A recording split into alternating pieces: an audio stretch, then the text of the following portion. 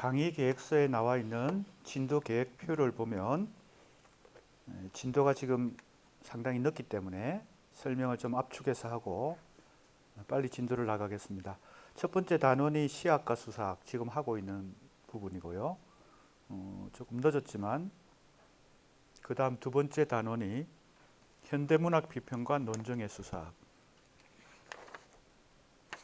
지금 이 강의 계획서를 참고하면 진도 계획을 알 수 있습니다. 그 다음이 정신분석 비평과 수사학입니다. 이 단원 두 번째 단원, 세 번째 단원은 이 첫 번째 단원 시학과 수사학의 총론에서 각 파트에서 독립되어서 더 구체적으로 발전시킨 그런 내용을 담고 있습니다. 지난 시간에 락강의 정신분석학이 프로이트의 꿈의 해석, 무의식의 분석을 핵심 개념,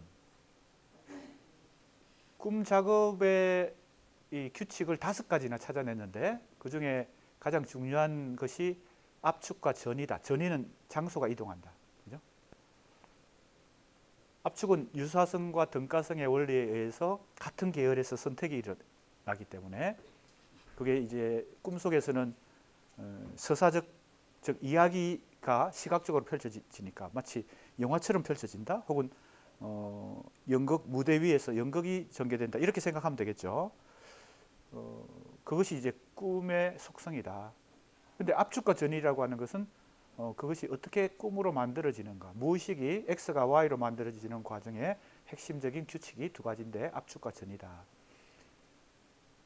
락강이 이 프로이트의 꿈 이론을 재해석하면서 바로 은유와 환유의 원리를 여기서 발견을 하죠. 그러면서 상당히 유명한 말을 하게 됩니다. 락강이 했던 말 중에 여러 가지 유명한 말들이 있는데 무의식도 언어처럼 구조화되어 있다. 자, 굉장히 짧은 문장인데 이게 여러 가지 충격을 주는 거죠. 왜냐하면요, 우리가 프로이트가 무의식을 발견하고 그것을 연구한 정신분석학이라고 하는 것이 1900년부터 그게 꿈의 해석이라는 책이 나왔으니까 20세기 전체를 상당히 충격을 준 이제 새로운 학문인데, 그러면서 우리의 상식은 의식과 무의식으로 구분해서 인간의 언어 활동은 이 의식의 작용이다. 즉 이성의 작용이다. 이렇게 생각하고 무의식은 그 언어의 능력, 인간이 언어 활동을 하고 하는 것은 이성이고 이 비이성적인 무의식의 영역은 언어 이전의 영역이다. 그죠? 이렇게 생각을 하는 게 우리 상식인데 락강이 여기서 뭘 발견했을까요? 지금 바로 뭐예요? 꿈이 만들어지는 그 프로이트가 발견한 그 압축과 전이라고 하는 그 규칙이 빠룰 현상 아래에서 규칙을 찾아내는 구조주의, 수시로 구조주의 방법론하고 약간 닮았다고 내가 얘기했잖아요. 락강이 볼 때는 이게 인간이 언어를 구사하는 잠재적 능력, 그게 이제 야콥슨, 소시르가 얘기했고 야콥슨이 그걸 따라가고 이렇게 했던 그 은유와 한유가 무의식의 작용, 즉 무의식의 법칙이기도 하다는 겁니다. 그 참 묘한 얘기죠. 무의식도 언어처럼 구조화되어 있다. 그리고 이 언어라고 하는 게 인간의 이성이 만들어낸 게 아니란 거지. 무의식 속에서 인간은 언어의 그 능력을 갖고 그 언어의 규칙에 의해서 꿈도 마치 언어처럼 꾸는 거지. 그 핵심 뭐예요? 원리가 뭐예요? 은유의 원리와 환유의 원리다. 락강이 발견한 게 그거예요. 자, 그러니까 상당히 이 정신 무의식을 연구하는 어떤 이 학문, 정신 분석이라는 학문 안에서도 상당한 새로운 얘기를 락강이 하게 됩니다. 자, 공통분모는 지금 왜 내가 야콥슨의 은유와 한유를 공부한 후에 다시 락강의 은유와 한유를 공부하는지 큰 그림을 이해되나요? 그게 바로 수사학이라고 하는 학문이 줄어드는, 그죠? 역사적으로 전개되면서 줄어들고 있다라고 하면서 주네트가 얘기했던 근대 수사학, 현대 수사학으로 오면서 어디로, 그죠? 줄어들었어요? 은유, 환유, 제유 이런 원래 수사학이 가지고 있던 5개 분야. 뭐요? 착상, 배열, 표현, 암기, 발표. 그것은 어떻게 보면 종합학문인데 그 안에는 법학도 있고 역사학도 있고 문학도 있고 표현이 세 번째 단계 여기 표현과 문학과 아주 밀접하죠. 그다음에 암기, 발표 이거는 이제 거의 드라마, 연극, 그죠? 무대 위에서 연설을 잘하기 위해서는 암기도 잘해야 되고 발표할 때 이 연기술이 필요하죠. 정치인들, 그죠?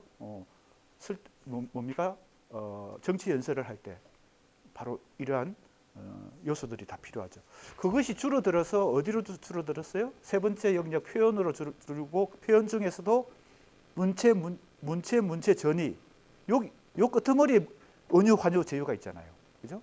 그렇게 줄어든 끄트머리에 언유, 환유, 제휴가 있는데 그게 얼마나 지금 20세기 이후에 현대 각 그 지식 체계 혹은 학문 분야에 상당한 중요한 개념으로 활용이 되거나 사용되고 있다는 것을 지금 크게 지금 보여주는 것이 야콥슨과 락강이다. 이런 얘기예요. 그래서 지금 이 정신분석학을 문학 비평에 접목시키는, 융합시키는 그 얘기는 우리가 정신분석 비평과 수사학 여기서 공부를 자세히 하기로 하고 설명을 좀 줄입니다. 그리고 이제 두 번째 단원이 바로 논정의 수사학인데 이것이 이제 수사학 분야에 좀 자세하게 얘기를 하기로 하죠. 자, 그래서 건너갑니다. 여기서부터는 건너뛴다 그랬어요. 한편 김인하는 부터 건너뛰는 이유는 여기서는 정신분석과를 뭡니까 부정하면서 새롭게 더 첨예하게 발전시킨 들레즈 가타리의 분열 분석에 대한 얘기예요. 그래서 이것은 뭐 더 앞으로 공부할 분야이기 때문에 이번 학기에는 건너뛰기로 했습니다. 지난 시간에 다 건너뛰는 부분은 시험 출제에도 안 된다고 했고, 자 이제 이 4장 신수사학적 시학입니다. 바로 처음에 나오는 얘기가 줄어드는 수사학이죠. 자, 그러면 주네트가 이미 이렇게 얘기했을 때는 약간 비판적으로 얘기한 면도 있다는 겁니다. 그렇게 주로 언유, 환유, 제휴 중심으로 수사학이 종합학문이었는데, 그죠? 원래 옛날 전통 수사학은 그게 갈수록 줄어들어서 엄청나게 뭡니까? 농도가 강해졌다. 다른 말로 하면 밀도가 강해졌다. 강력한 힘을 발휘한다는 겁니다. 그런 현상에 대해서 주네트가 뭐 객관적으로 얘기했는지 아니면 부정적으로 얘기했는지 내가 볼 때는 내 문제의식은 두 가지입니다. 그렇게 줄어든 수사학이 현대 수사학을 주류를 이루고 있습니다. 그걸 한마디로 얘기해서 문체의 수사학. 문체, 몸체자, 그 다음 문체, 문의체자, 그 다음에 전이, 뜻이 변하니까 이거 전이가 비유법입니다. 이 전이 안에 언유, 환유, 제휴 등등 많은 비유법들이 있죠. 자, 그러면 이렇게 줄어든 수사학 전체를 이제 두 번째 이 문의체자를 써서 문체의 수사학이라고 볼 수 있고, 현대 수사학의 주류는 이 문체의 수사학이다. 상당히 뭡니까? 텍스트를, 즉 언어 결과물을 꼼꼼하게 분석한다. 이것도 중요합니다. 이걸 무시할 수 없죠. 그래서 우리가 이 분야도 문학과 상당히 깊이 접목됩니다. 왜냐하면 우리가 문학 텍스트를 문체 면에서, 즉 언어의 치밀한 분석을 통해서 작품을 분석하고 해석하는 것이 시든 소설이든 희곡이든 다 필요하니까 이 문체 수사학이 문학 연구에 혹은 문학 비평에 굉장히 중요하죠. 수사학이라는 학문만 놓고 보면 현대 학문의 주류는 문체 수사학이다. 그런데 또 언제부턴가 현대에 이 문체 수사학과 구별되는 다른 종류의 수사학이 등장하기 시작했다. 그런데 그것은 문체의 수사학과 구별해서 논정의 수사학이다. 다른 말로 설득의 수사학이다. 이렇게 말할 수 있고, 이 논정의 수사학에 해당되는 중요한 업적이 바로 1958년에 책이 나옵니다. 그게 신수사학이라는 책이, 책 제목이 신수사학입니다. 그래서 4장의 제목이 신수사학적 시학이 됐습니다. 그만큼 이 책이 중요한 역할을 했는데, 역사적으로 보면 이 논정의 수사학은 어떤 의미가 있을까요? 줄어드는 수사학 이전에 전통 수사학이 갖고 있는 종합학문으로서의 그 의사소통의 전체성을 다시 회복하는 의미가 있다는 겁니다. 왜? 문체의 수사학은 텍스트를 중심으로 연구하는 거니까요. 텍스트를 분석하는 거니까.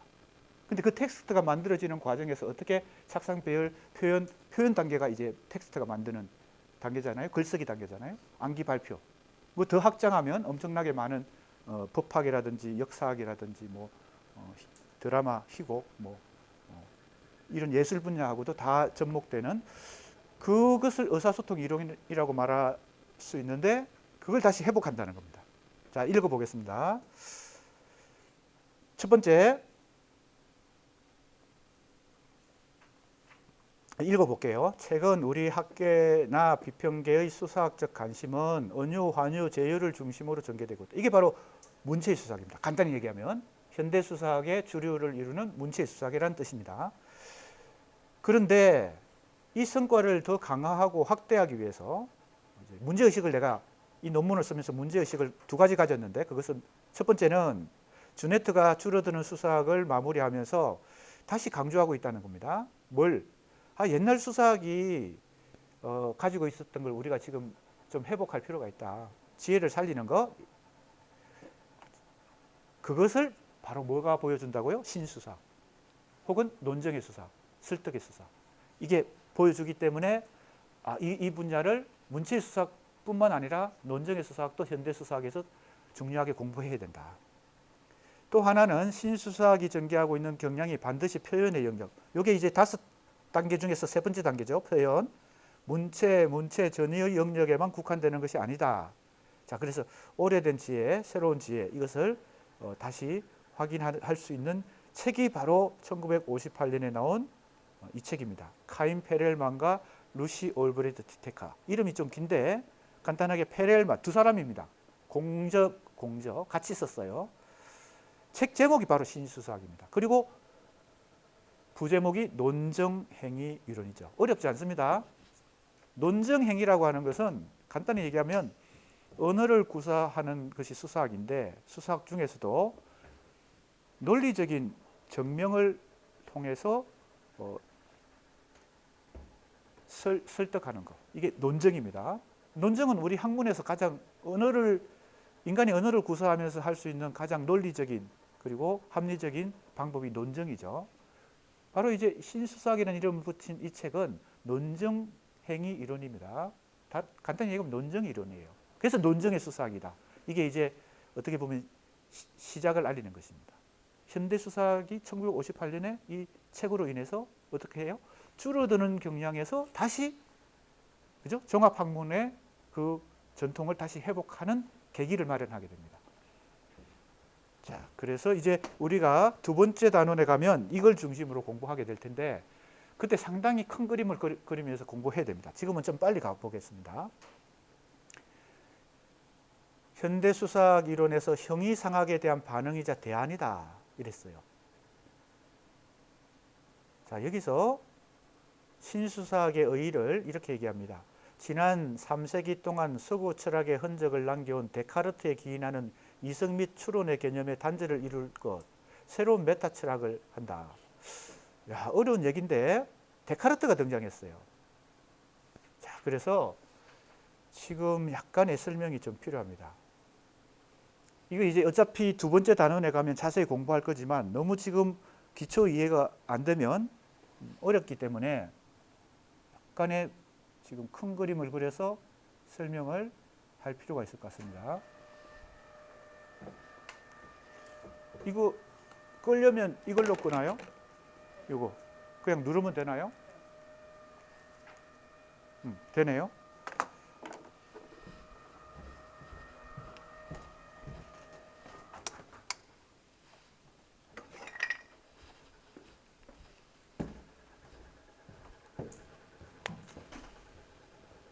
우리가 지금 이번 학기에 들어와서 중요한 이론가로 공부한 사람 기억해 보세요. 소시르가 굉장히 중요하죠. 20세기 어떻게 보면 구조주의라고 하는 새로운 학문 경향이 소시르에 의해서 언어학에서 구조주의 언어학이 발생하고 그 다음에 이 소시르의 언어학을 구조주의 언어학을 러시아 형식주의와 프랑스 구조주의라고 하는 문학 연구 방법으로 접목시킨 사람을 우리가 야콥슨에서 공부했죠.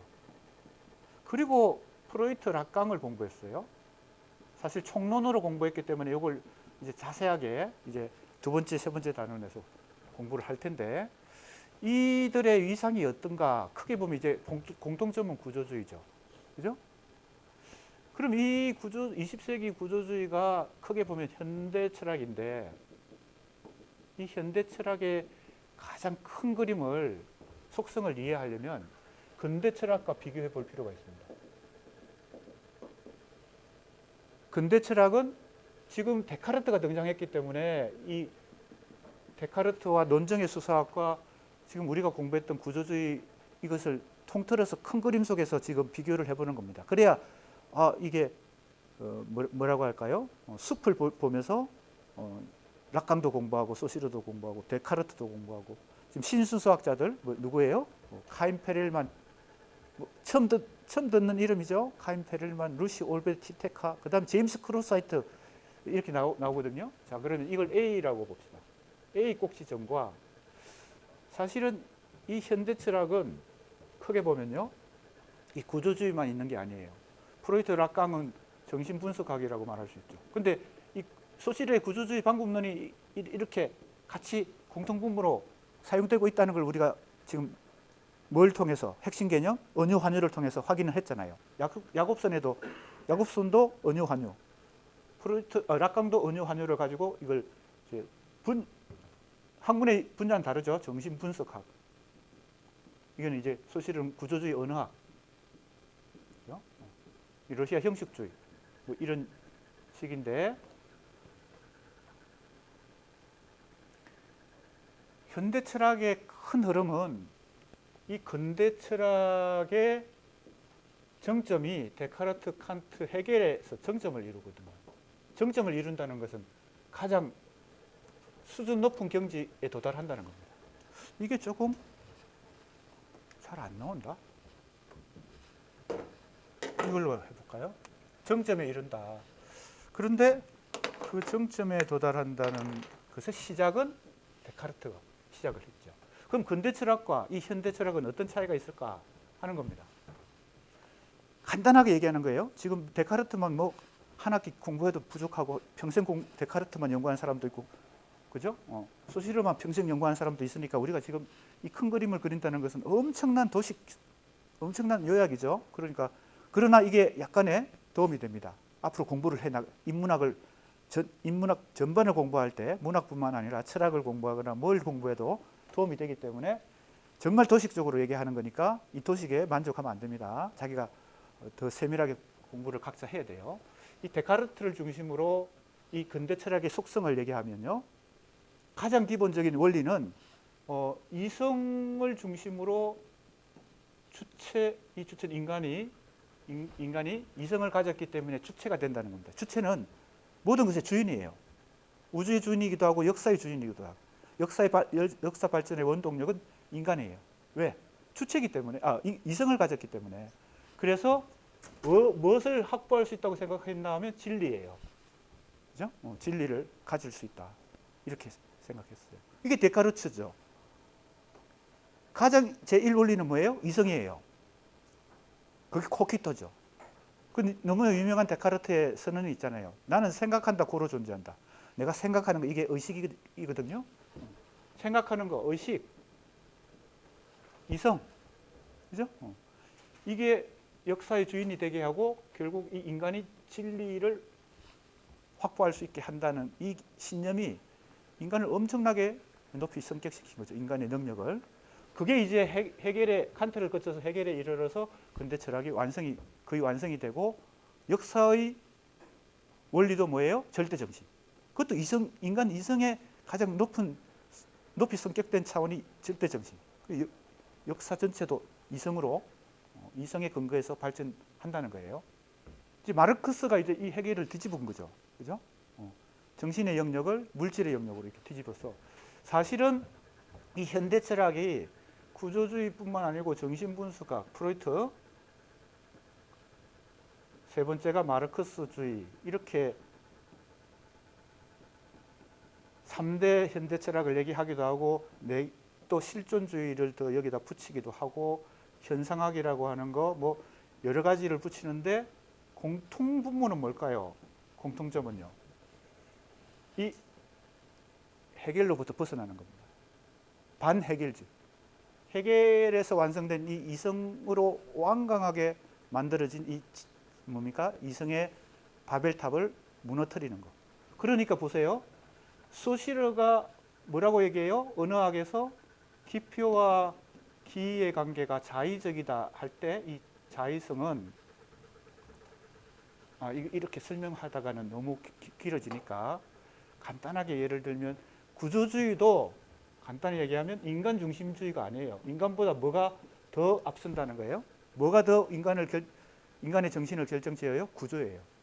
그러니까 지금 언어가 우리는 인간의 능력이 언어를 만들었다고 이렇게 생각하잖아요. 인간 중심적으로 생각하잖아요. 언어가 인간을 만든다는 거예요. 틀이 그 안에 있는 뭘 만들어요? 붕어빵을 만들어. 그죠? 그 안에 밀가루를 넣고 단팥을 넣고 구우면 인간이 만들어지는 것처럼 이 구조가 랑그라고 하는 게 언어학 분야에서 레비스트로스가 발견한 게 뭐예요? 인류학 분야에서 또 모든 분야에서 정신분석학이 어떤다? 이 구조가 인간의 정신, 이성을 보다 더 중요하고 더 원인이 된다. 이게 이제 구조주의거든요. 구조주의는 그러니까 어떻게 보면 인간 중심주의가 아니에요. 정신분석학에서 프로이트가 발견한 이 무의식이 바로 어떤 의미가 있을까요? 락강이 이것을 계속 연구를 하고 그 이후에 정신분석학이 바로 인간의 의식보다 무의식이 더 중요하다는 얘기 아니에요. 그죠? 지난 시간에 얘기했던 자아보다 이드가 더 중요하다. 자아심리학자들은 프로이트의 이 학문이 자아 중심의 학문이라고 하고 자기들이 주류를 이루고 계속 그죠? 이걸 발전시켜 나갔는데 그것은 어찌 보면 이 이성을 존중하고 자아를 중심으로 초자와 이드라고 하는 그 충격을 완화하고 어떻게 해요? 정상적인 성인으로 발전해 나가는 그죠? 그런 교육학과 연결이 되고 또 정상적인 학교 교육과 다 연결이 돼서 이걸 무너뜨리는 거죠. 거기에 구멍을 내는 거죠. 이 프로이트 락강이 정신분석학의 큰 틀에서의 이 근대 철학과 차이를 얘기하면 그렇습니다. 그러니까 이 이성 주체 진리에 대해서 뭔가 이의를 제기하는 거지. 뭐가? 실존주의도 그렇고 실존주의의 기본 모토가 뭐예요? 실존이 본질을 앞선다는 거예요. 본질이라고 하는 게 인간에게는 본질이라고 하는 게 있다고 생각했는데 본질보다 우리가 이 처해 있는 이 실존이 중요하다. 뭐 이게 이제 실존주의죠. 마르크스주의 이거는 이제 헤겔의 이론을 뒤집은 것이고 정신분석학 지금 얘기했죠. 무의식의 영역을 연구해서 이 이성, 의식의 영역보다 무의식이 더 인간을 지배한다라고 하는 것. 이런 것들이 바로 데카르트주의에 대한 반발이에요. 다른 말로 하면 헤겔주의에 대한 반발이에요. 그래서 근대 철학 이후의 현대 철학은 헤겔에서 벗어나는 어떤 방법을 계속 찾았는데 그 중에 크게 보면요. 지금 아주 큰 그림을 그리는 거니까 구조주의도 그 중에 하나다. 인간 중심에서 구조 중심으로. 그래서 언어에도 구조가 있고 모든 인간이 만든 제도, 심지어는 친족제도, 가족제도, 결혼제도 이게도 다 구조가 있다. 그 구조가 뭐예요? 현상을 만들어내죠. 우리는 그 구조에 어떻게 그죠? 끼워 맞춰서 살아가야 되는 그러니까 주체가 아닌 거지. 여기서는 주체라고 생각했던 그 주체가 아닌 것이죠. 그 얘기를 또 현대 유명한 철학자 하이데거가 하게 됩니다. 바로 어떤 얘기를 하게 돼요? 이 하이데거의 가장 기본 개념이 뭐예요? 세계 내 존재거든요. 이때 이 존재가 여기 나오는 이 주체를 대신하는 건데 인간을 주체라고 봤는데 주인이라고 봤는데 데카르트, 칸트, 헤겔은 근대 철학자들이요. 우리도 그렇게 생각해요. 그죠? 이성을 가졌기 때문에 다 그게 이분법이죠. 주객 이분법, 주체 객체 이분법.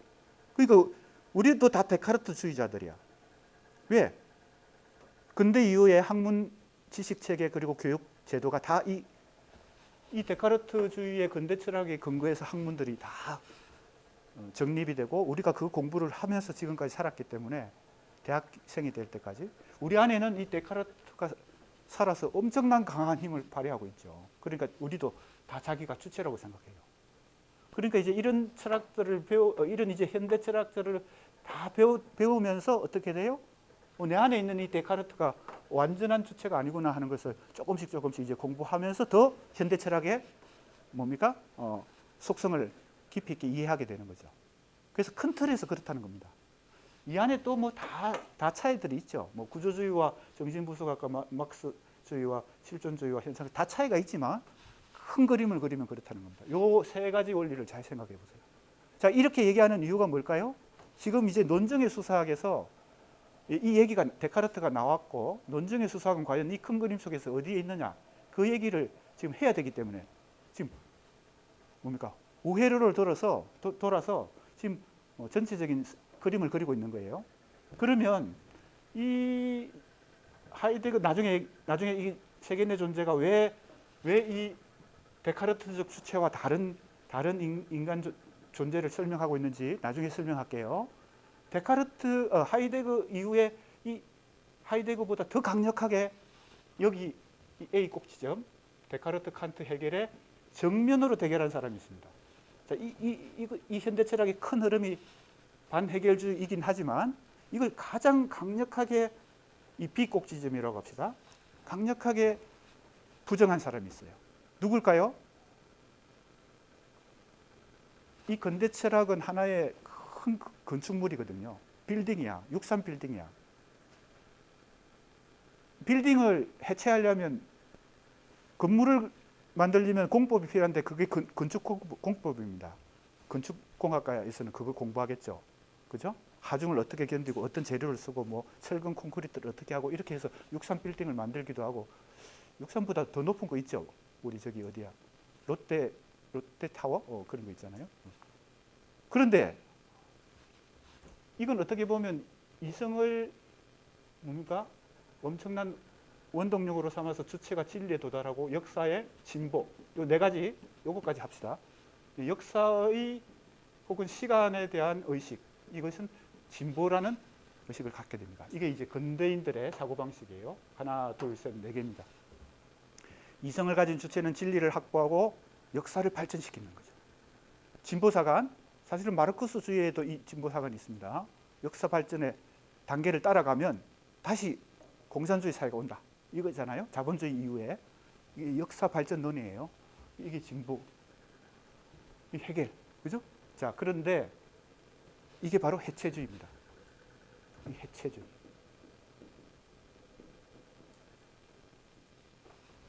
내가 비유로 설명했잖아요. 건축공법 반대가 뭘까요? 해체공법입니다. 오래된 아파트 무너뜨리려면 해체공법을, 이것도 치밀한 공학을 통해서 수학적 계산을 통해서 이걸 한꺼번에 폭삭 무너뜨려야 그 다음에 다시 짓죠. 그것과 비교할 수 있습니다. 이 해체주의는요. 영어로는 deconstruction. 앞에 D가 붙었어요. D는 우리 컴퓨터 자판에 delete 할 때 D예요. D. 사라지게 하다, 없애다. D. construction은 건설하다, 건축하다. 그러니까 이것이 어찌 보면 건물을 짓는 철학이라면 서양 철학사를 엄청나게 크게 지금 도식적으로 요약하고 있습니다. 엄청나게 뭐예요? 크게 그 건축공법이라면 이것은 그걸 무너뜨리는 철학이야. 그래서 해체주의. 누구예요? 데리다라는 유명한 프랑스의 철학자입니다. 데리다. 그래서 이제 이 크게 한번 유형을 찾아보는 거예요. A 유형, B 유형. 그럼 이 유형들은 뭐예요? A에서 B 유형까지 오는 과정에서 이렇게 차근차근이라고보다는 공통분모가 있다는 거죠. 여기서부터 벗어나는 어떤 요소들이에요. 프로이트 락강 정신분석학이야말로 주체를 어떻게 해요? 흔들어 놓았죠. 왜? 이성적 주체가 불완전하다. 견고하지 않다. 의심할 만하다. 그죠? 이거는 명명백백하게 이 이성을 가진 주체는 믿을 만하다라는 것이 데카르트, 헤겔까지의 생각인데 이 프로이트의 생각은 뭐예요? 락강의 생각은 인간의 의식과 이성은 믿을 수 없다. 그걸 더 흔들어 놓고 지배하는 뭐가 있다는 거예요? 무의식이 있고 이드가 있고 그렇다는 거예요. 초자도 있고. 그러니까 이제 이 정신분석학이라는 학문 전체의 위상은 여기서 여기로 오는 과정에 있다. 뭐 그렇다고 해서 어느 게 시작이고 어느 게 끝이고 뭐 이런 건 아니에요. 우리가 어떤 게 더 가치가 있고 이런 건 아니에요. 도식을 그리는 겁니다. 위상을 그리는 거예요. 자, 그러면 이 해체주의의 속성은 이거 여기에 딱 정반대예요. 비이성을 좀 더 중시하고요. 주체가 없다고 생각하는 거죠. 진리의 주인이 없다. 그러면 절대적인 진리, 이건 이제 거의 절대적인 진리예요. 누가 생각해도 이 절대 진리가 없으니까 뭐 어떤 진리만 있을 뿐이에요. 상대적 진리만 있을 뿐이에요. 관점의 차이만 있을 뿐이에요. 이게 바로 해체주의의 핵심적인 원리죠. 데리다가 주장하는. 이성도 사실은 불확실하다. 그러므로 주체도 없다. 저자의 죽음, 뭐 주체의 죽음 이런 얘기들이 많이 떠들었던 게 이제 이 해체주의와 더불어 어떤 주의? 포스트 모더니즘. 그 다음에 좀 더 빨리 나가겠다고 했는데 이것도 그러나 이 설명은 상당히 앞으로 공부할 때 도움이 되기 때문에 미안합니다. 후기 구조주의. 지금 이 구조주의가 이 단계에서 더 한 단계 나가서 후기 구조주의라는 철학 지식 체계, 철학적 사조를 만들어냅니다. 사실은 후기 구조주의를 대표하는 사람이 푸코, 들레즈 이런 사람들이에요. 우리 들레즈 지금 공부하려고 하다 말았잖아요. 가타리 이런 사람들이 들레즈와 푸코가 이 후기 구조주의에 해당돼요. 포스트 모더니즘은 또 조금씩 결이 다른데 이 시대가 한 20, 30년 전부터 한국에도 태풍처럼 쓰나미를 몰고 왔죠. 그게 포스트 모더니즘, 후기 구조주의, 해체주의 하면서요. 벌써 20, 30년 된 것 같아요. 서구에서는 벌써 50년 전이고요. 그 서구의 뭐예요? 지식 체계가 혹은 철학적 사조가 현대 철학이 지금 우리나라에도 한 20, 30년 전에 이 크게 보면 해체주의, 후기 구조주의, 포스트 모더니즘 이 구조주의가 더 이제 한 단계 나아간 것이고 포스트 모더니즘 이후에 사조고 그렇습니다. 그럼 해체주의가 이걸 정면으로 공격해서 이성도 큰 가치가 없고 주체도 존재하지 않고 진리도 상대적 진리만 있을 뿐이다. 그럼 역사도 진보가 아니죠.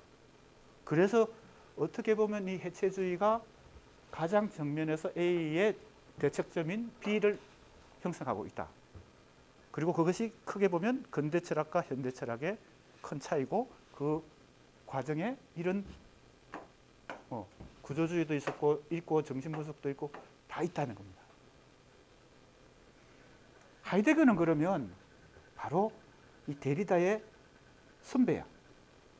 해체주의란 말은 데리다가 만들어낸 용어인데 디컨스트럭션. 그래서 이 해체주의가 유명해졌는데 데리다도 유명해지고 이 데리다가 만든 이 해체주의를 원조를 찾아보면 하이데거로 거슬러 올라가요. 이게 세계의 존재를 중심으로 하이데거가 했던 하이데거 철학, 현대 철학의 큰 작업이 이걸 부정하는 주체가 아니라 세계의 존재라는 것을 설명했고요. 사실은 하이데거의 선배가 또 있어요.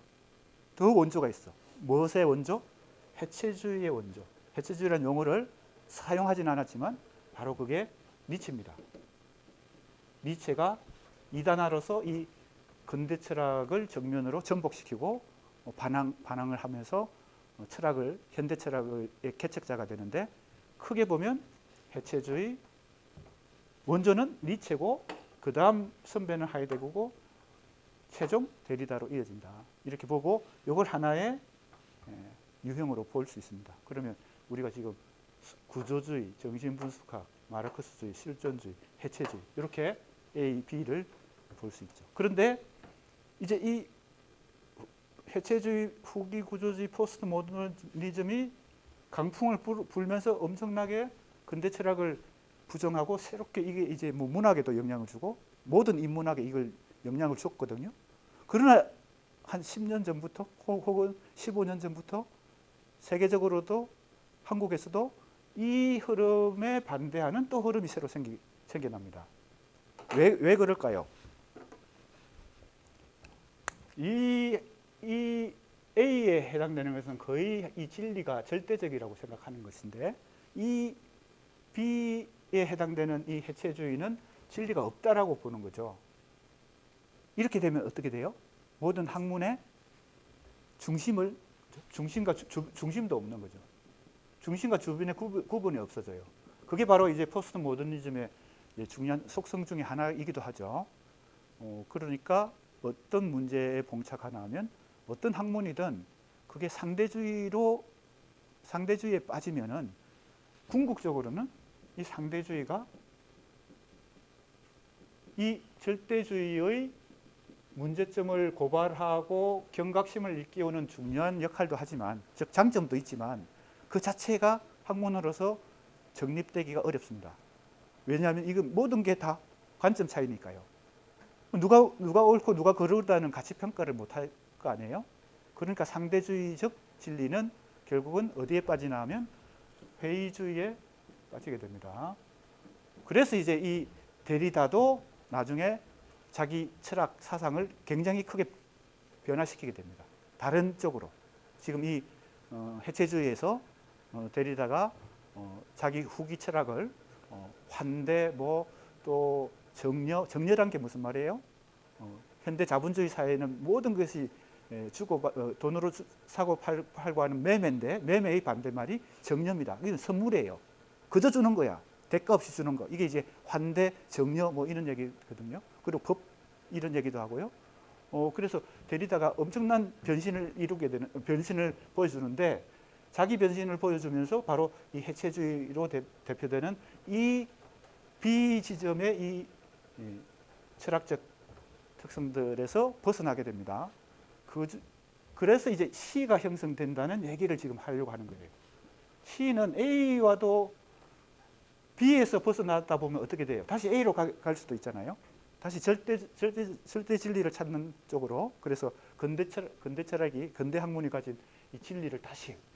그러나 이 진리로 다시 가는 게 아니고 여기와도 거리를 두고 B와도 거리를 둔 어떤 인문학, 철학적 사조가 형성되기 시작합니다. 그게 벌써 서구에서 20년, 한국에서도 15년, 10년 이렇게 된 것 같아요. 그 철학자들 중에 대표적인 사람이 바디유, 랑시에르 이런 사람들이에요.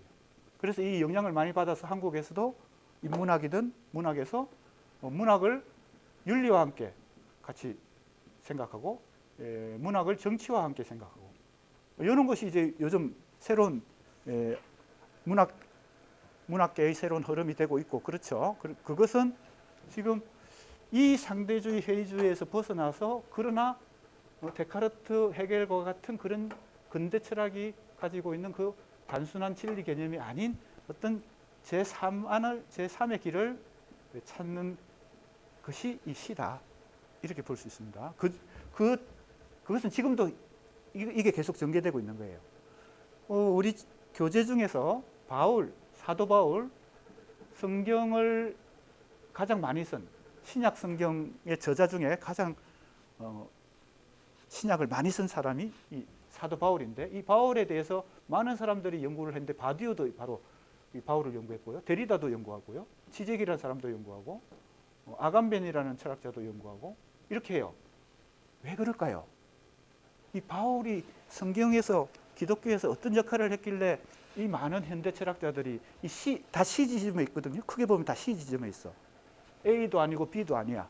C에 있는 이 지젝, 아감벤, 바디오, 랑세르 이 많은 사람들이 이 바울의 데리다까지 여기 데리다 아까 얘기했죠? 해체주의에서 사상적 전환을 했다 그랬죠. 이 C 지점으로 왔어요.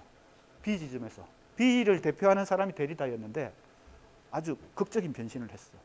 그러면서 왜 이제 지금 모든 걸 다 설명하기에는 너무 지금 시간이 부족하니까 아주 단적인 예만 몇 개 설명하고 빨리 또 진도를 나가야 됩니다.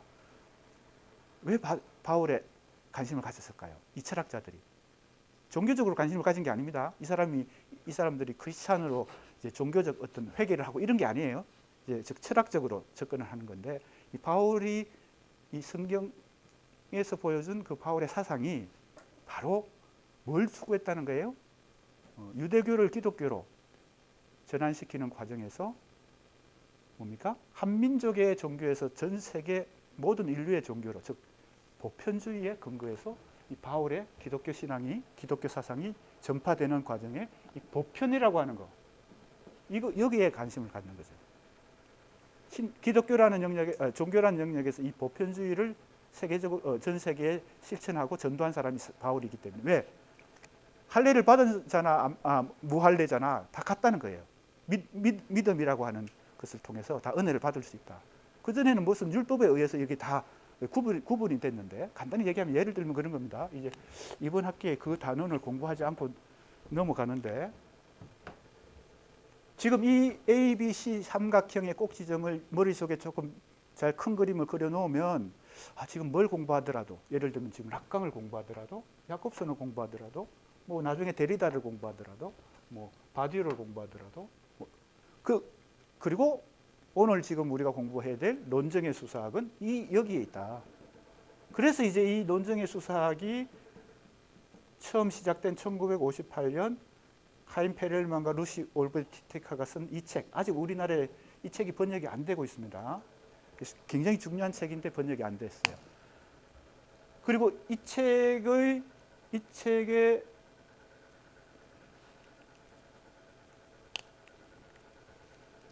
업적을 이어받아서 제임스 크로스화이트라는 사람이 쓴 책, 이성의 수사학. 이 두 권이 이제 현대 논정의 수사학을 대표하는 두 권의 책이거든요. 근데 이 이성의 수사학은 번역이 됐습니다. 누가 번역했을까요? 바로 제가 번역을 했습니다. 제임스 크로스화이트의 논정의 수사학을 제가 번역했는데 그 책이 어디서 나왔을까요? 고려대 출판부에서 나왔습니다. 오늘 내가 가지고 오려고 하다가 또 깜빡했어요. 근데 요즘 깜빡 잘합니다. 그 책을 가져와서 딱 보여줘야 멋진데 그 책은 못 가져왔습니다. 자, 그러면 이 논정의 수사학이 왜 지금 시에 있는지를 지금 설명할 필요가 있기 때문에 지금 이 큰 그림을 그리고 다시 돌아온 거예요. 보세요. 논정의 수사학이 저 시에 있다는 걸 잘 보여주는 대목을 한번 봅시다. 다시 이걸 내려야 되는데 잠깐만요. 시간은? 다행히 시간이 좀 남았네요. 자, 그림 판서한 게 좀 안 보이더라도 기억력을 발휘해 보세요. 기억도 수사학의 중요한 한 분야입니다. 착상, 배열, 표현, 암기, 발표. 그죠? 암기. 그 기억력도 중요합니다. 금방 설명했으니까 기억이 되겠죠? 이게 나오나? 화면이? 조금 있으면 나올까요? 책 있는 사람은 한번 보세요. 1958년 하고 나오는 그 대목입니다. 조금 기다려야 되나요?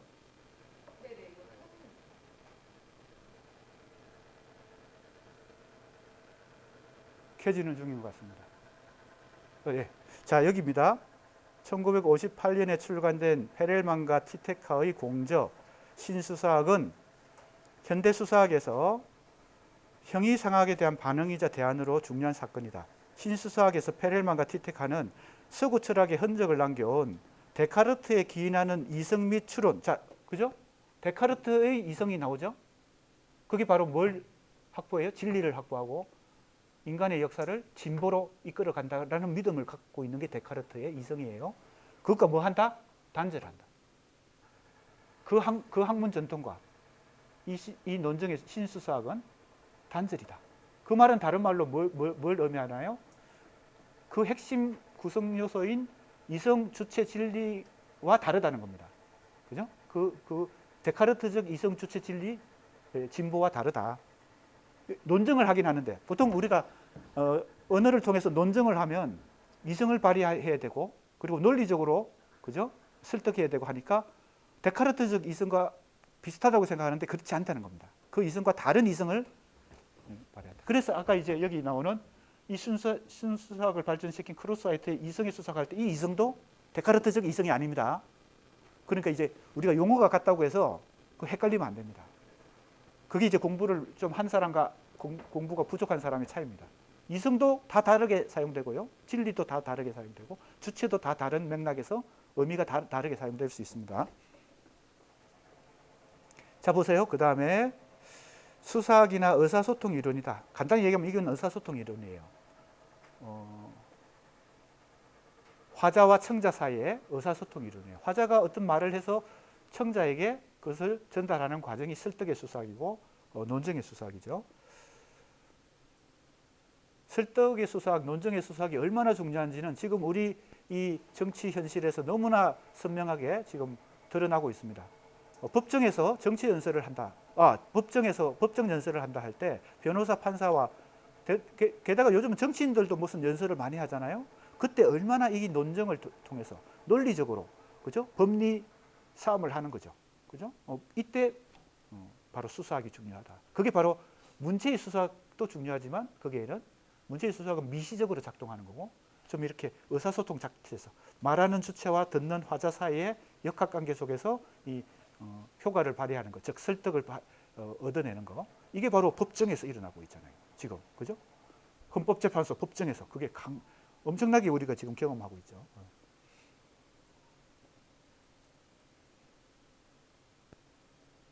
그래서 로스쿨 가려고 준비하는 학생들 수사학 공부를 잘 해야 됩니다.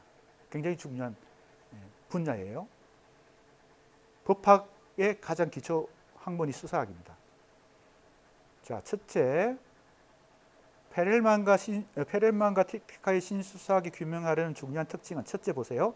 추론은 논증입니다. 추론의 척도는 영원히 현존하는 사물들의 본질 혹은 시간을 초월하는 논리적인 기준이 아니며 말을 길게 했는데 이게 뭐예요? 영원히 현존하는 이게 뭐예요? 데카르트적 진리지. 절대 진리지. 시간과 공간을 초월해서 누구나 옳다고 생각하는 거 이게 진리인데 그게 데카르트적 진리거든요. 절대적 진리. 상대적 진리도 아니고 관점에 따라 달라지는 것도 아니고요. 자 보세요. 첫 번째 원리는 추론의 기준은 그것이 아니란 겁니다. 절대 진리가 아니란 겁니다. 이 무슨 말이에요?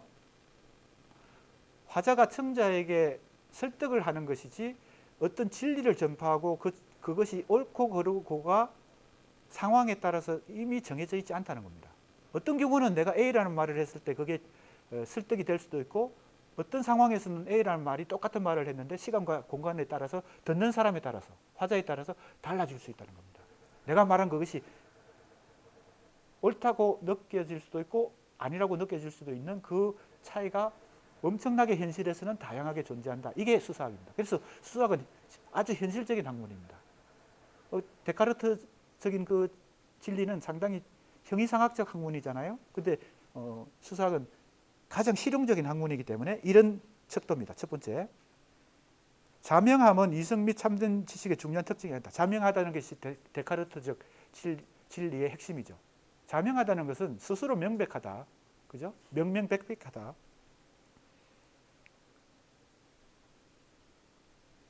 둘째, 청중의 지지는 언제나 정도의 문제다. 자, 이게 청중은 화자와 청자라고 하는 의사소통 이론을 지금 머릿속에 그려야 돼요. 이게 텍스트만 가지고 연구하는 게 아니고 그건 문체의 수사학이라고 그랬잖아요. 텍스트가 지금 어디서 어디로 이동해요? 화자에서 청자로 이동하는, 그래서 설득을 하려고 하는 그 논증을 하려고 하는 그 과정에서 텍스트가 그 가운데 있다고 보고 화자와 청자 사이에 청중의 관점에서도 뭐가 절대적이지 않다는 거예요? 진리가 절대적이지 않다는 거예요. 왜? 그 청중은 불완전하니까.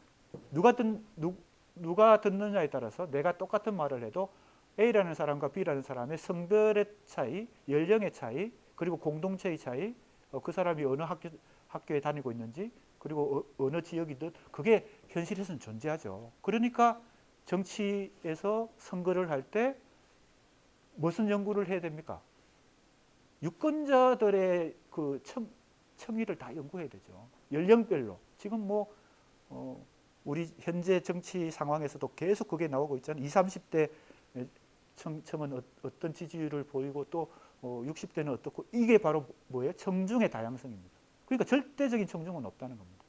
그것을 현실적으로 다 고려할 수밖에 없는 것이 바로 논정의 수사학이다. 그게 둘째입니다. 그리고 청중이 지지하느냐 혹은 거부하느냐, 즉 진리라고 생각하느냐 진리가 아니라고 생각하느냐는 100% 나오지 않는다는 겁니다. 8대 0 이렇게 잘 안 나온다는 겁니다. 4대 4 이렇게 나오거나 3대 5 이렇게 나오거나, 뭐 나는 지금 현재 판정을 예를 드는 것인데, 아무튼 그게 100%라고 나온다는 것이 데카르트적 진리죠. 그러니까 데카르트적 진리는 주로 수학, 과학 같은 그 물리학 같은 어떤 엄밀한 학문에서 주로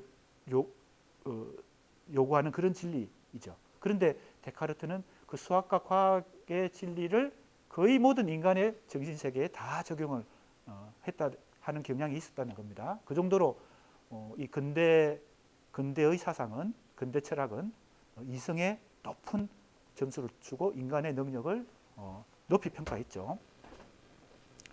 그래서 이제 둘째는 청중도 다 정도의 차이다. 즉 퍼센트 차이로 나타난다. 우리 이건 정치권에서 너무 많이 확인할 수 있습니다.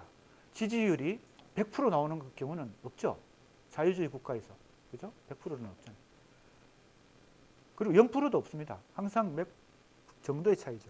그러면 진리가 정도의 차이다라고 하는 건 우리 상식에 잘 이해가 안 됩니다. 우리 아까도 얘기했죠. 우리의 이 머릿속에는 데카르트주의가 지배하고 있어서 우리는 학문을 하고 공부를 하고 지식을 연마하는 것은 다 100% 진리를 추구합니다. 그죠? 그게 바로 수학이나 과학 같은 학문이죠. 사이언스죠. 근데 이제 수사학 같은 학문은 인간의 언어가 어떻게 현실 속에서 작동하는가를 연구하기 때문에 이게 정도의 차이라는 겁니다. 청중의 지지도요.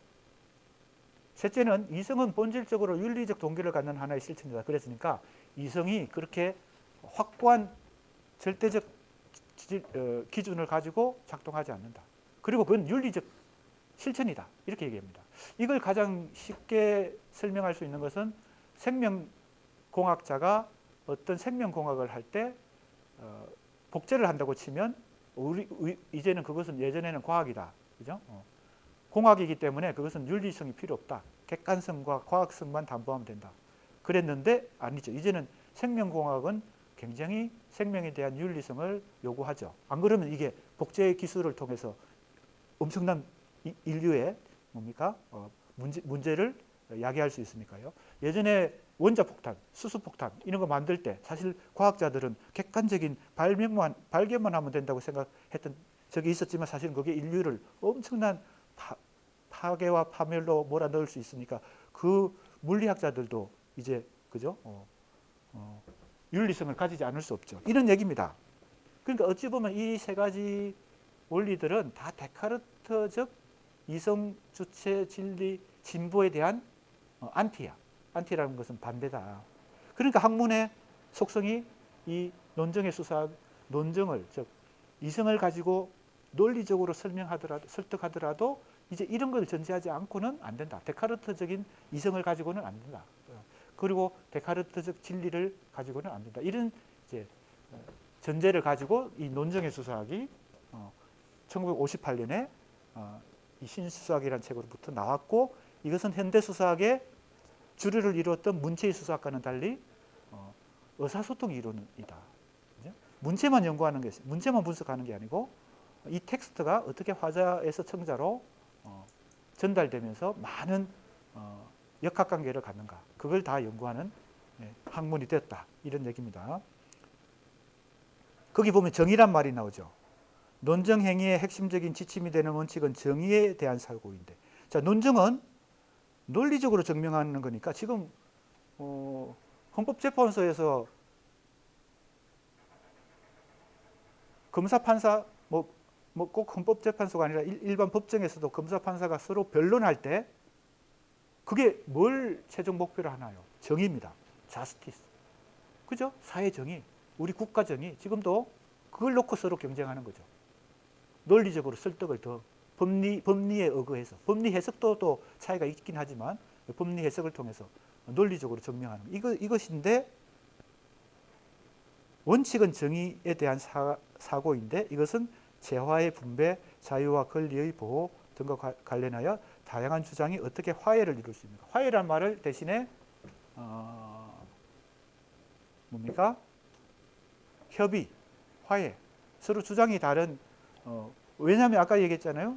정도의 차이일 뿐이니까. 지지는 청중의 지지는 정도의 차이니까 그 팽팽히 맞서는 여당 야당의 그 예를 들면 주장이 새로운 법을 제정하기 위해서 주장을 해서 서로 맞서고 있는 게 많잖아요. 여러 제도들이 지금 뭐 현안 문제로 대두되는데 목표가 뭘까요? 그렇게 해서 협상을 해가지고 서로 합의에 도달하는 거. 그게 진리냐 아니냐는 사실은 조금 다른 문제입니다. 그래서 지금 데카르트적 진리와 어떻게 다른지를 현실에 작용하는 인간의 현실에 작용하는 논정의 수사학이 요구하는 것은 목표라는 것은 합의다는 거죠. 합의. 이 정치 현실에 잘 적용되기 때문에 법정 연설이나 정치 연설에 자꾸 적용을 해보면 이것들이 잘 이해가 됩니다. 자, 바로 지금 내가 문제의식을 가졌던 겁니다. 나도 이 수사학에 대해서 관심이 없다가 이 책을 번역할 기회가 있었습니다. 이성의 수사학. 그래서 이제 도대체 이 이성의 수사학은 어디서부터 왔는가? 제임스 크로스화이트라는 사람의 이 이성의 수사학은 이 신수사학이 원조다. 그리고 이 신수사학은 현대 논정의 수사학인데 이 논정의 수사학은 수사학의 학문 속에서 어떤 위상을 차지하고 있는가 하다 보니까 이제 옛날의 수사학부터 다시 이렇게 공부를 할 필요가 있었죠. 그래서 이제 이번 학기에 공부하는 이 수사학과 관련된 여러 얘기들은 나는 이제 이 책을 번역하는 과정에서 공부한 것입니다. 그리고 그것을 지금 문학과 어떻게 접목을 시켜서 현대 비평에 융합을 해볼까 하는 것이 내 문제의식인 거죠. 자, 아무튼 아까 얘기했지만 이것은 윤리적 측면도 고려하고 화자, 청자, 청중의 의사소통 관계망으로 확대하고 그러니까 줄어드는 수사학을 다시 넓히는 그런 의미가 있다. 이 논정의 수사학은. 그리고 데카르트적 근대 철학이 가진 어떤 완강한 그 기준에서 벗어나는 좀 더 실용적인 그리고 좀 더 유연한 어떤 기준들을 가지고 학문, 수사학이라는 학문을 전개할 수 있다. 그렇게 이제 보는 겁니다. 자, 그 다음에 이제 내가 번역한 이 책인데 제임스 크로스화이트에 대한 소개입니다. 간단하게 소개하고 빨리 첫 번째 단원을 끝내야 될 것 같아요. 총론인데도 이제 좀 설명이 필요한 부분 때문에 시간이 많이 끌었습니다. 자, 이렇게 설명할 수 있죠. 크로스화이트는 페렐만과 티테카의 작업, 이게 바로 뭐예요? 신수사학이라는 책입니다. 아직 번역이 안 돼 있다 그랬어요. 수용하면서 소위 신수사학의 존재 방식과 근거를 근본적으로 제시해요. 이제 페렐만과 티테카보다 더 종합적으로 이 수사학을, 현대 수사학, 특히 논정의 수사학을 규명합니다. 그래서 이 번역서도 기회가 되면 읽어보면 도움이 될 겁니다. 그는 새로운 수사학의 의미와 위상을 종합적으로. 자, 보세요. 이제 가장 핵심은 이겁니다. 주된 목적은 논정행위 이론을 재구성하여 이성을 긍정하는 것이다. 이성이 나오죠? 왜 이성을 깡그리 부정한 거, 절대 부정한 게 어디예요? 해체주의, 데리다. 조금 거슬러 올라가면 하이데거, 니체.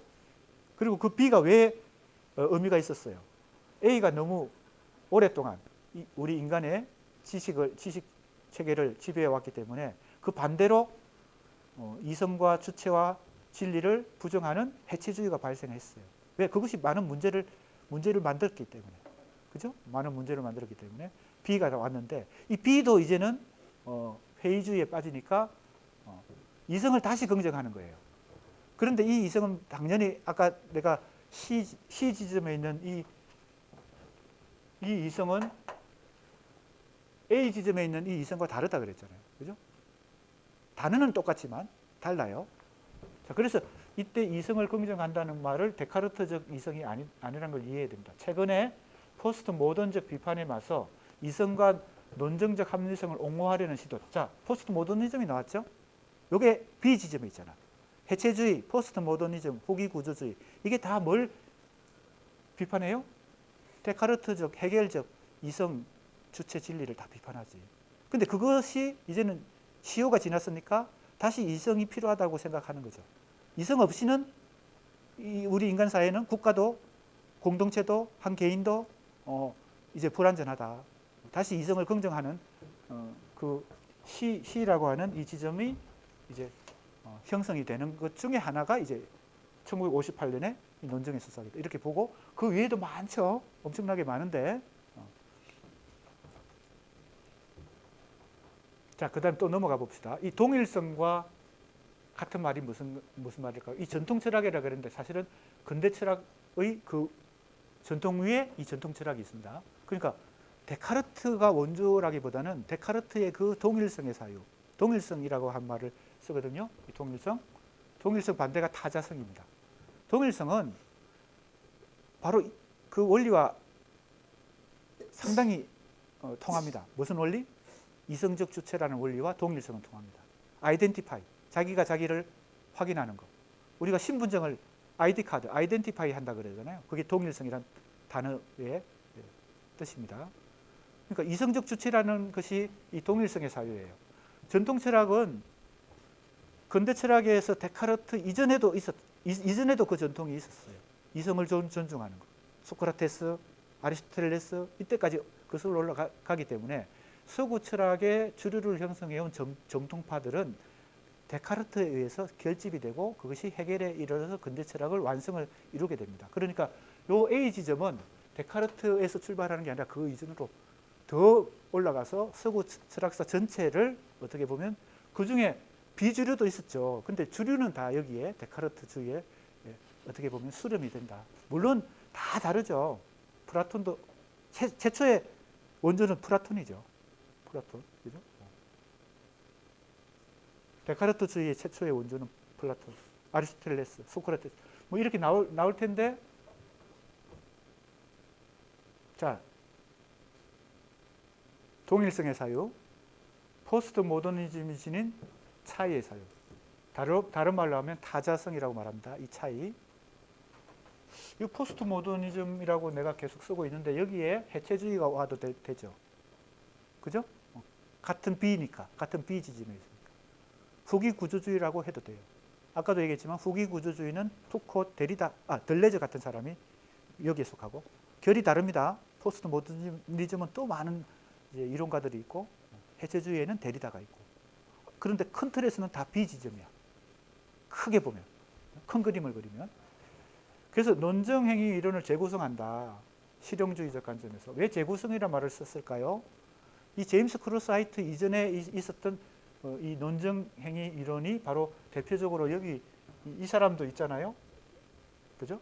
카인 페렐만과 루시 올버티테카, 그리고 스티브 툴민이라는 사람이 또 한 사람 있습니다. 여기 내가 지금 적진 않았는데 그 두 사람의 대표적인 업적을 이제 종합하고 자기 나름대로 집대성한 것이 제임스 크루스하이트입니다. 스티븐 툴민, 논증의 용도라는 책인데 이 책도 재미있게 1958년에 나왔어요. 이것도 우리나라에 번역이 되어 있습니다. 그것도 고려대 출판부에서. 고려대 출판부가 수사학 총서 주로 번역서들인데 그중에 이 스티븐 툴민의 논증의 용도도 들어있습니다. 아직 번역 안 된 것은 이 신수사학입니다. 자, 여기 하이데거가 나오죠. 보세요.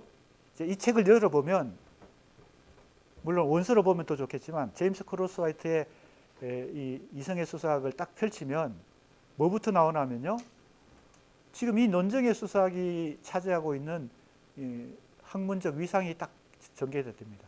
지금 내가 마치 이 큰 그림을 그리듯이 제임스 크루사이트가 이 책에서 서구 철학 전체를 요약합니다. 어찌 보면 내가 지금 하고 있는 거하고 비슷한 거지. 서구 철학 전체를 요약하면서 누구를 등장시키나 하면 대표 선수로 하이데거와 데리다를 등장시킵니다. 내가 이제 아까 하이데거의 세계 내 존재, 데리다의 해체주의, 이것이 그죠? 데카르트에서 벗어나는 혹은 헤겔에서 벗어나는 하나의 철학적 흐름이다, 이렇게 얘기했잖아요. 그것이 바로 수사학, 이성의 수사학도 그러한 흐름 속에서 하이데거나 데리다와 같은 그런 흐름 속에서 현대 수사학의 한 분야가 되었다. 이성의 수사학, 다른 말로 논정의 수사학, 또 다른 말로 설득의 수사학. 자, 이제 빨리빨리 넘어갑니다.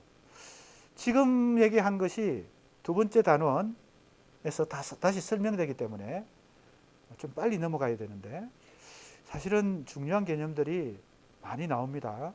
그래서 사실 이게 총론이기 때문에 이 첫 번째 단원이 시간이 많이 걸리더라도 중요한 개념들은 설명하고, 또 설명 안 할 수 없는데, 왜냐면 여기 또 세계의 존재도 나오죠. 그죠?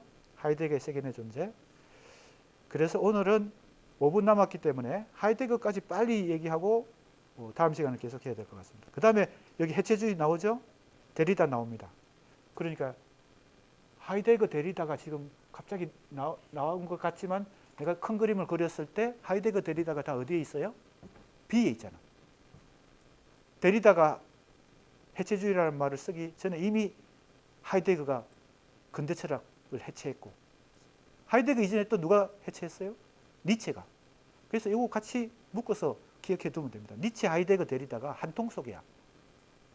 간단히 얘기하면 그거 다 해체주의라고 말할 수도 있어요. 그전에는 없던 용어지. 데리다가 만든 용어이기 때문에. 그러나 사실은 원조는 니체로부터 시작합니다. 그러면 이제 하이데거, 데리다가 나왔다는 것은 지금 이 제임스 크루사이트가 서구 철학 전체를 압축해서 설명하면서 데카르트와 누구를 비교하는 거예요? 하이데거, 데리다를 비교하는 거지. 지금 내가 큰 그림을 그린 거에서 A 중에서 데카르트를 대표 선수로 뽑았고, B 중에서 하이데거와 데리다를 대표 선수로 뽑아서 지금 비교하고 있는 거예요. 그러고 나서 자기가 지금 이 책을 쓰면서 자기가 쓰는 논정의 수사학, 이성의 수사학은 어떤 특성을 가지고 있는지를 설명하겠지. 그건 제3의 길이지. 그래서 내가 지금 이 A, B, C를 그린 거예요. 그죠? 그러니까 내가 설명한 것과 크게 다르지 않습니다. 자, 한번 지금 시간이 이거 설명하기에는 조금 애매한 시간이네요. 이 시간이 맞나요? 오늘 여기까지 해야 되겠습니다. 다음 시간에 하이데거와 데리다 간단하게 설명하고 단원을 끝낸 다음에 두 번째 단원으로 넘어가겠습니다. 수고했습니다.